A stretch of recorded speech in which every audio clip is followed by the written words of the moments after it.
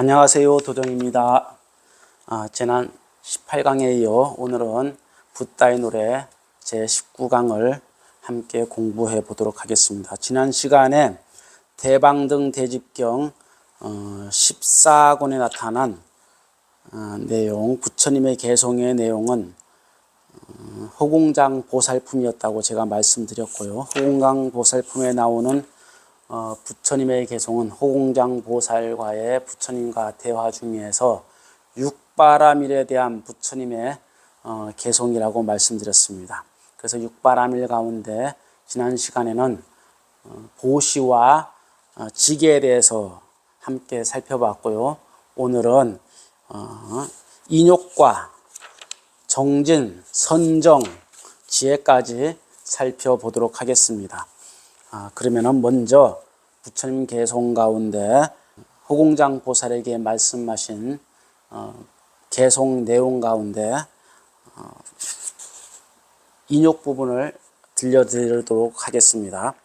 욕설과 구타와 성냄 따위를 인욕의 힘으로 미워하지 않고 나와 다른 사람이라는 소견 없음은 두 가지 생각을 여의기 때문이며, 아니 순수하고 지극히 청정함으로 바깥의 행도 청정하며 순수하고 지극한 까닭에 미움이 없어서 참된 법을 따라 능히 참으며, 모든 소견을 여의어 인욕을 닫고 깨달음을 버린다는 생각마저 여의고, 원도 없고 바람도 없이 모든 행위의 취함을 버리고 애욕 없음이 허공과 같아 희론하지 않고 원한 품지 않고 희론 없고 가품을 구하지 않듯이 번뇌 없는 참음도 그러하네. 인욕이라 할 것도 없고 욕할 리도 없으니 사람들의 음성 메아리처럼 여겨 잘못이니 옳거니 헛되다거니 이러한 희롱하는 말이 없네. 남의 어리석음을 나의 슬기로움으로 삼고 태어남이 없는 데서 태어남을 보이나니, 비록 이와 같이 분별은 하지만 오히려 무생인을 닦네. 마치 잘린 사라나무 가지가 다른 낙가지를 분별하지 않는 것처럼 몸뚱이를 잘라도 분별이 없나니, 이와 같은 참음과 청정이 허공과 같네. 부처님께서 말씀하신 인욕의 중요한 부분은 분별하지 않는 허공 같은 마음이다, 이렇게 요약할 수가 있겠습니다. 부처님께서 말씀하시기를 이러한 마음은 두 가지 소견을 여의기 때문에 가능한 것이고, 미움이 없어서 참된 법을 따라서 능히 참을 수 있다, 이렇게 또 말씀을 하시죠. 또한 소견을 여임으로 인욕을 닫게 될 수 있다, 이렇게 말씀을 하고 계시고요. 애욕이 없음이 허공과 같아서 희론하지 않게 되고, 희론하지 않게 됨으로써 번뇌 없는 참음도 가능하게 된다, 이렇게 말씀하고 계십니다. 무엇보다도 다른 사람의 음성을 마치 메아리처럼 여겨서 잘못이니 옳거니 헛되다거니 이러한 희롱하는 말을 하지 않는다는 것이죠. 그런 가운데서 남의 어리석음을 나의 슬기로움으로 삼는다. 남의 미움을 나의 사랑으로 삼고, 남의 저주를 나의 사랑스러운 말, 애정 어린 말로 삼으면서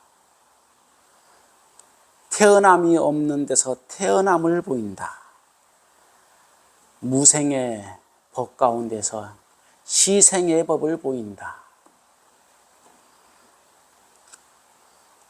분별은 하지만 저것이 착한 마음이다, 거짓된 마음이다, 또는 번뇌의 마음이다, 중생의 마음이다 라고 분별은 하지만은 그 분별에서 무생인을 닦는다.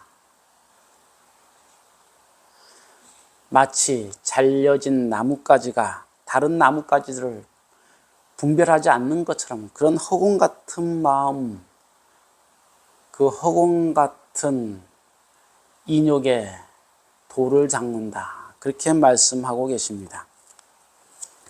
사람들이 보통 찾는다고 말할 때, 인욕한다고 할 때는요, 자기 자신을 괴롭히면서 인욕해요.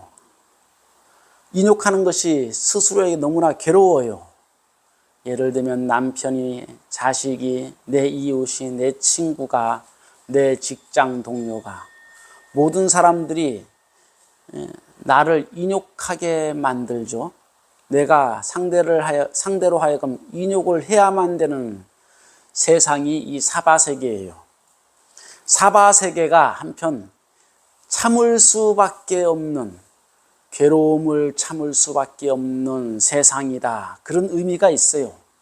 이 사바세계에 사는 우리는 모두가 인욕하면서 견딜 수밖에 없는 그런 세상입니다. 그렇지만은 그러한 인욕은 우리 스스로에게 끝없는 괴로움을 요구합니다.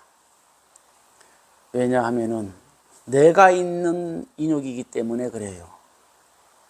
생이 있는 인욕이기 때문에 그래요. 다시 말하면 생사가 있는 윤회 가운데 하는 인욕이기 때문에 인욕 자체도 괴로움이 되는 것이에요. 그렇지만 진정한 인욕, 허공과 같은 마음으로 하는 인욕이란 생사가 없는 무생의 인욕이에요. 내가 태어나서 집착하고 나라는 것에, 너라는 것에 분별심을 가지고 나는 이러하고 너는 그러하다 라는 이분법적인 그러한 바탕 위에서 하는 인욕은 늘상 생사의 인욕이다. 괴로움과 괴로움이 더하는 인욕일 수밖에 없다. 그렇지만은 무생의 인욕은 가만 생각해 보면 생각이라는 것도 상대방의 말이라는 것도 생겨난 바가 없다는 것을 요달한 다음부터는 괴로움이 있을 수가 없어요. 마치 메아리가 울리는 것 같이 보기 때문에 그렇습니다. 상대방이 나에게 미운 말을 할지라도 그것은 하나의 메아리예요.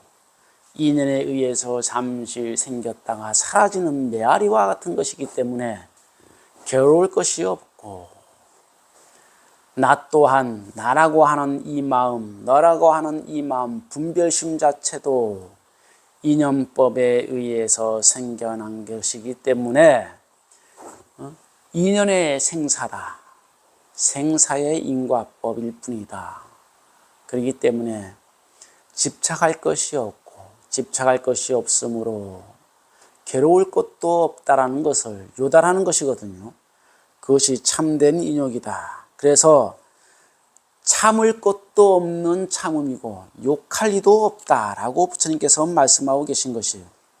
그러니 상대방이 나를 괴롭히다 할지라도 잘했거니 잘못했거니 하는 이러한 분별심이 없는 마음을 일으키고, 이 분별심이 없는 마음이 희롱하지 않는 마음이다, 이렇게 말씀하고 있는 것입니다.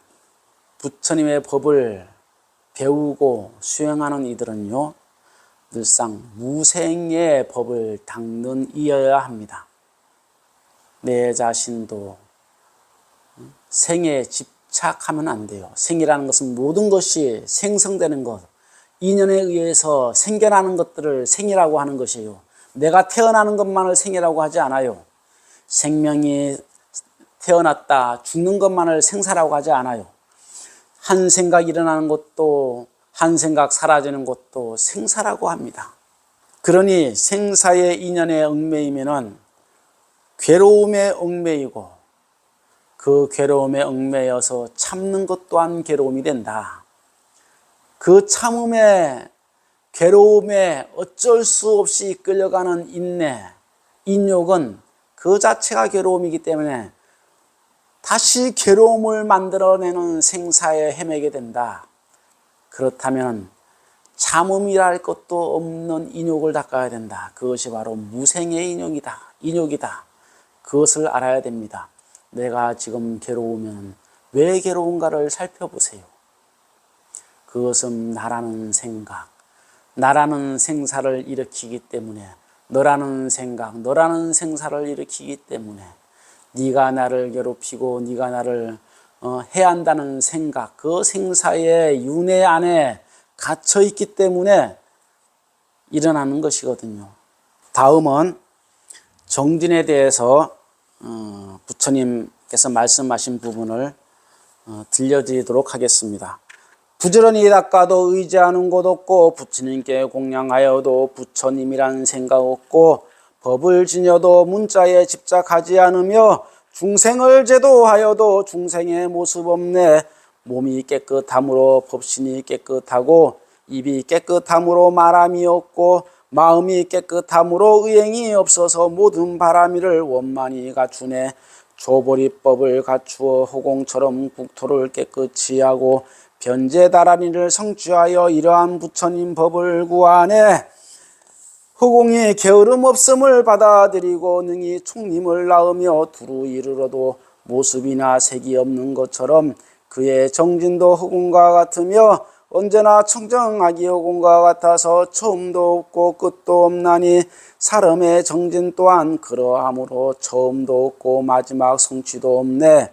마치 기관이 장치된 나무 인형이 하는 일에 분별 없는 것처럼 본원을 행하는 자 두 가지 생각 없나니 그의 정진 허공과 같네. 예, 정진이라는 것은 본원을 행하는 것이다. 본원, 원래의 서원, 원래의 보살의 서원을 행하는 것이다. 중생을 구제하고 부처님의 법을 깨달아서 무생법인을 이루는 것, 그것이 본원이 되겠습니다. 그 본원을 끝까지 이어가는 것, 그것을 정진이라 하고요. 그러한 정진의 마음도 허공과 같은 마음 바탕 위에서 이루어져야 된다. 그렇게 말씀하고 계십니다. 그 허공과 같은 마음은 분별 없는 마음이며 그 분별 없는 마음이라는 것은 의행이 없어서 모든 바람이를 원만히 갖추는 것과 같습니다. 의행이라는 것은 억지로 하는 것이에요. 실질적으로 억지로 하는 것은 유위법이라 그러죠. 무위법이 되려고 한다면 쉽지가 않은 일이죠. 우리의 처음 신행생활도 모두가 의행에 의해서 이루어집니다. 하고자 하는 마음이 없으면 이루어지고 행할 수가 없기 때문에 그래요. 그렇지만 하고자 하는 마음이 익어지고 깊어지면 자연스러워집니다. 그 자연스러움이 몸에 있게 되면 의행이 없어도 자연적인 행이 있게 돼요. 그 자연적이고 당연한 행, 그걸 여여행이라고 말할 수 있겠죠. 그 여여한 행이 바로 정진이 되겠습니다. 이러한 정진은 부지런히 닦아도 닦는다는 생각이 없어요. 부처님께 공양하면서도 부처님께 공양한다는 생각조차 내지 않고 당연히 하게 됩니다. 문자에 집착하지도 않고요. 중생을 제도한다고 하면서 중생이라고 보지 않게 됩니다. 다시 말하면 자기 중생도 자기 중생이라 보지 않게 돼요. 다만 열심히 그저 할 뿐인 것이죠. 늘상 부처님의 법문을 생각하면서 정진해 나갑니다. 잘한다 못한다 생각하지 않아요. 그저 할 뿐입니다. 수행한다 수행하지 않는다 생각하지 않습니다. 그저 할 뿐입니다. 오로지 보살심으로서 그저 할 뿐. 그것이 정진이다. 허공과 같은 정진이다 라고 말씀하고 있습니다. 다음 선정에 대한 부처님의 개송을 들려드리도록 하겠습니다. 그칠 줄 아는 앞마음에 머물러서 바깥 경계의 마음을 거두고 내 마음 남의 마음 다 평등함으로 마음 없는 선정에 의지하네. 일체법의 성품 언제나 공함으로 번뇌 없는 지혜로 그것을 알고 개 입에 의지하지 않고 또 삼계에 의지하지 않네. 삼세에도 의지하지 않고 도과에도 의지하지 않아 허공처럼 항상 의지함이 없으니 선정을 닦는 자 역시 그러하네. 허공은 애욕과 소견과 교만이 없으므로 선정을 닦는 자 역시 그와 같고 허공은 물러나고 파괴하고 변함이 없으므로 선정을 닦는 자 역시 그와 같네. 평등과 고요와 해탈 지혜로운 자는 경계를 반연하지 않고 번뇌 없고 선정도 없나니 그러므로 선정은 허공과 같네. 네, 선정에 대한 부처님의 말씀도 역시 허공과 같은 마음 바탕에서 설명하고 계십니다. 첫째, 번뇌 없는 지혜로 선정을 닦아야 된다. 눈과 개와 입에 의지하지 않고 또 삼계에 의지하지 않는 것이다. 그렇게 말씀하고 있습니다. 음이라는 것은 색수상행식, 오온을 말하죠. 오온을 음이라고 합니다. 우리는 색수상행식에 의지하여서 나라는 관념을 갖게 되죠. 그러한 관념에 의지하지 않는다.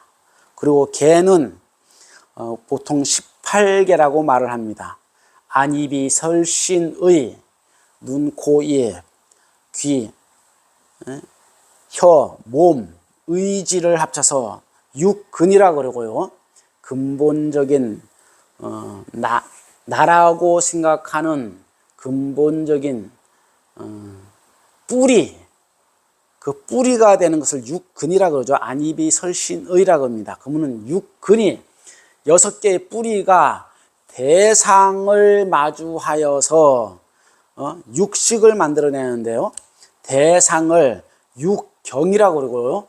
경계라고 그럽니다. 그것을 일러서 색성향 미촉법이라고 합니다. 색이라는 것은 물질적인 형상을 말해요. 다시 말하면 눈이 물질에 부딪혀서 식을 만들어내요. 아, 이것은 목탁이다. 이것은 요령이다. 아, 저것은 시계다. 아, 저건 풍경이다. 아, 바람이 부네. 비가 오네. 등등. 육근이 경계, 색을 마주하면은 식을 만들어낸다.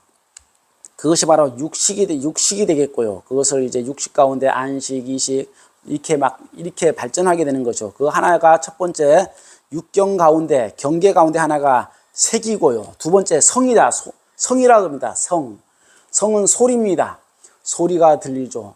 파도 소리, 바람 소리, 빗소리, 온갖 소리가, 풀벌레 소리, 새 소리, 온갖 소리가 들립니다.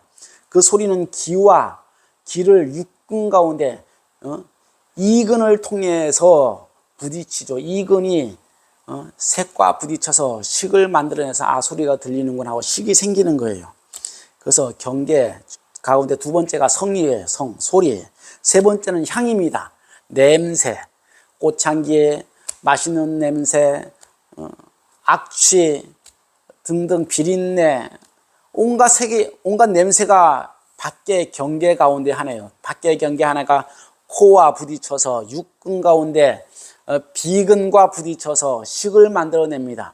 아, 향기가 좋구나, 나쁘구나, 악취가 나는구나 등등 그 가운데서 식을 만들어내서 세 번째 향기가 되면 향기를 또 말합니다. 그 다음에 맛을 또한 혀가 맛과 맛을 촉감하게 돼요. 그리고 촉법도 맛과 맞닿아져 있죠. 피부에 닿는 것, 살에 닿는 것, 차운기, 더운기 등등 부드럽다, 거칠다 모두 촉감이죠. 그것은 피부가 밖의 경계에 닿기 때문에 식이 만들어서 생긴다. 법이라는 것은 미촉감 다음에 법이 나옵니다. 육경 가운데 마지막이 법인데요. 법은 자연현상, 일체 자연현상을 몸으로 체감해서 받아들이는 의식을 말합니다. 그래서 안입이 설신의 육근과 밖의 경계, 색성한 미축법이 부딪혀서 마주해서 육군과 육경이 마주하여 육식이 생긴다. 이것을 갖다가 18계라 그래요. 그런데 선정은 이러한 18계에도 의지하지 않는다. 다시 말하면 이것에 의지해서 선정에 들어가는 것도 아니다는 거예요. 유깁도 아니다. 유깁은 의식에 의지해서 선정에 들어가는 것도 아니다. 의식에 통해서 판단하고 재단하고 또한 생각으로서 규정해서 무엇인가 결론을 내리고 하는 것이 선정이 아니다. 또한 3계, 색계, 육계, 무색계에 의지하는 것도 아니다. 우리는 세상 불교적 세계관은 색계, 물질적 세계와 욕계, 욕망의 세계와 무색계, 무의식적인 세계, 이 세계, 이거를 3계라 그럽니다. 색계이기도 하고 욕계이기도 하고 무의식계, 의식의 세계가 같이 다 있는 것이죠. 무색계가 따로 세상 밖에 따로 존재한다고 생각한다는 것은 어쩌면 착각일 수 있습니다. 그렇게 설명해서는 안 된다고 생각을 합니다. 그리고 3계에도 의지하지 않는다. 과거에도 현재에도 미래에도 의지하지 않는 것이 선정이다. 금강경에도 그러죠. 과거심도 없고 현재심도 없고 미래심도 없다. 그렇게 말씀하고 있습니다. 선정이란 그런 것이에요. 원래의 근본의 나는 어디에 의존하는가? 법체, 원래의 법체는 과거심도 아니고 현재심도 아니고 미래심도 아니다. 그러면 어떠한 마음인가? 그 마음을 알면은 부처님의 마음이죠. 부처님의 불심은 과거에도 있지 않고 현재에도 머물지 않고 미래에도 머물지 않는다. 미래에도 집착하지 않는다. 찰나찰나 관조하는 것, 그것이 선정이 아니겠나 저는 그렇게 생각을 합니다. 그러니 그 마음이 허공과 같은 마음이다. 그 허공과 같은 마음은 물러나거나 파괴하는 마음도 없습니다. 변하는 것도 없고 변하지 않는 것도 없습니다. 선정을 닦는 것은 그와 같다. 늘상 스스로를 관조하니까 이랬다 저랬다 변하는 것이 없어요. 늘상 평정심 그대로입니다. 경계에 반연하지 않으니까 번뇌가 없어요. 차다, 춥다, 괴롭다, 슬프다, 사랑한다, 집착한다, 좋다, 나쁘다. 그게 반연하지 않아요. 그러한 경계, 의식에 18계에 의지하지 않는다. 그러므로 선정이 허공과 같을 수밖에 없다. 중생이다, 중생이 죄가 있다, 죄가 없다, 더럽다, 깨끗하다. 그러한 분별도 갖지 않습니다. 분별하지 않는 그것을 식별하지 않는 깨끗함이다. 그렇게 말씀하고 계십니다. 그러므로 법이 깨끗할 수밖에 없고요. 경계가 깨끗할 수밖에 없다. 다만 이념법을 알고 이념법을 닦는다. 그것이 선정입니다. 부처님께서 말씀하시는 지혜에 대한 개송은 다음과 같습니다. 내가 깨끗함으로 중생이 깨끗하고 지혜가 깨끗함으로 식별이 깨끗하고 이치가 깨끗함으로 문자가 깨끗하고 법이 깨끗함으로 경계가 깨끗하네. 착하지 않음과 습기를 끊고 모든 착함을 닦는 보살은 연생법 있음을 안하니 생경함 없음으로 멸함에 집착하지 않네. 온갖 문자를 잘 분별하고 더덥고 괴로운 법을 말하며 업보 받음을 나타내 보이고 더러운 법과 깨끗한 법을 말하네. 법의 성품 항상 깨끗함을 알아 삼세의 법까지 헤아리고 허공은 행과 행 아닌 것이 없는 것처럼 지혜의 행 없음도 그러하네.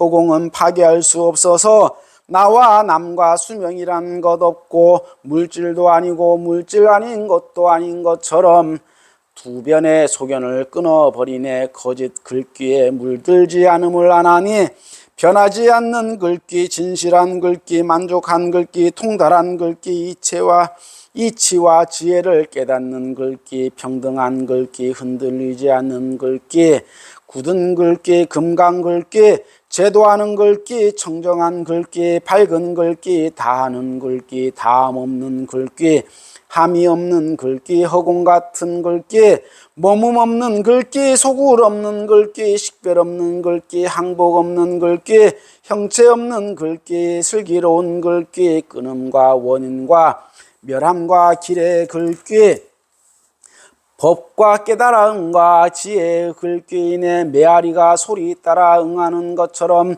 다함이 없는 변제 또한 그러하여 설법하여도 의지하는 곳 없으므로 이 지혜 청정하기 허공과 같네. 네, 부처님께서 말씀하시는 지혜 또한 허공과 같은 지혜, 허공과 같은 마음 바탕의 지혜를 설명하고 계십니다. 허공 같은 마음 바탕이란 무엇일까요? 과연 지혜란 무엇일까요? 우리는 지혜를 보통 남들보다 슬기롭다 그런 의미로 지혜를 말합니다. 그렇지만 부처님의 지혜는 그런 것일까요? 우리가 보통 말하는 지혜는 안입이 설신이 색성량 미촉법에 의한 육근과 육경에 의한 육식을 지혜라고 말합니다. 지식에 의해서 현상에 즉하여 그 지식이 나름대로 잘 적용되는 것, 그것을 우리는 지혜라고 보통 말해요. 남들보다 재치가 있다든가 남들보다 현상에 좀 더 잘 대처하고 남들보다 잘 분석하고 해석하고 하는 것들을 우리는 지혜라고 보통 말을 합니다. 그렇지만 부처님께서 말씀하신 지혜는 그런 지혜가 아니에요. 우리가 일반적으로 말하는 지혜는 생사의 지혜입니다. 생사를 말하는 지혜, 생사를 발생시키는 지혜 또는 생사에 의지한 지혜라고 말할 수밖에 없습니다. 부처님께서 말씀하시는 지혜는 무생의 지혜입니다. 무생법인의 지혜. 다시 말씀드리면 생이 없고 사가 없음을 아는 지혜, 그 생사 없는 열반의 지혜, 그 열반의 지혜가 우리의 삶 속에서 체득하여서 나타나지는 지혜, 그것을 부처님의 지혜라고 할 수가 있겠습니다. 우리는 그러한 지혜, 제법 청정의 지혜를 배워야 하고 그것을 닦아야 합니다. 그러한 제법 청정의 지혜는 무엇일까요?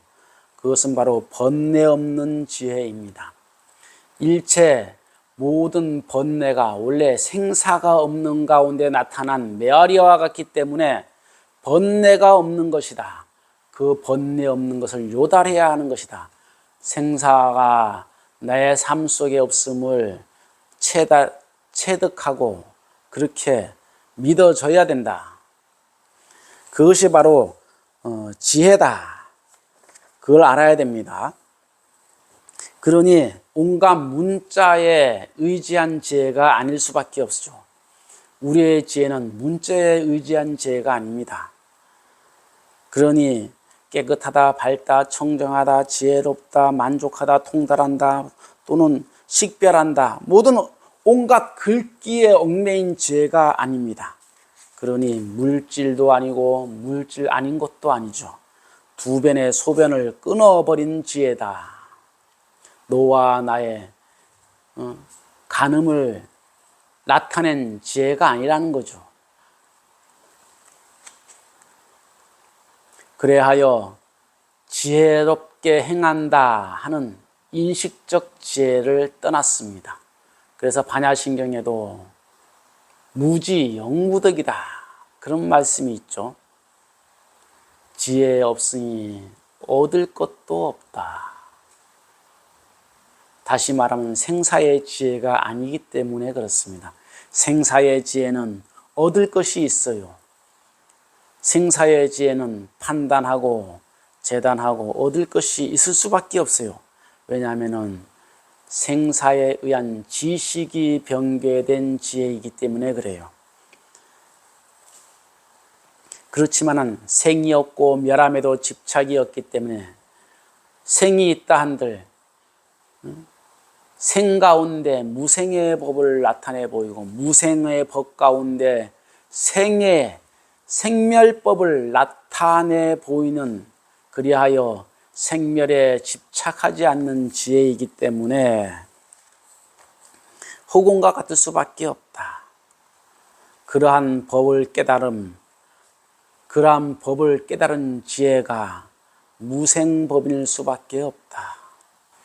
그 무생법인은 마치 허공과 같은 지혜다. 모든 것을 용납하면서 모든 것에 얽매이지 않는 지혜다. 그렇게 부처님께서 지혜에 대해서 설명하고 계십니다. 허공장보살품에 나타난 부처님의 육바라밀에 대한 가르침은 모두가 허공과 같은 마음을 바탕으로 둔 가르침이었습니다. 이제 부처님의 가르침을 생활 속에서 체득하는 불자님이 되시기를 바람드리면서요. 다시 20강에서 뵙도록 하겠습니다. 오늘도 함께 하신 불자님들께 부처님의 가피가 늘 함께 하시고 평안하시기를 바람드립니다. 고맙습니다.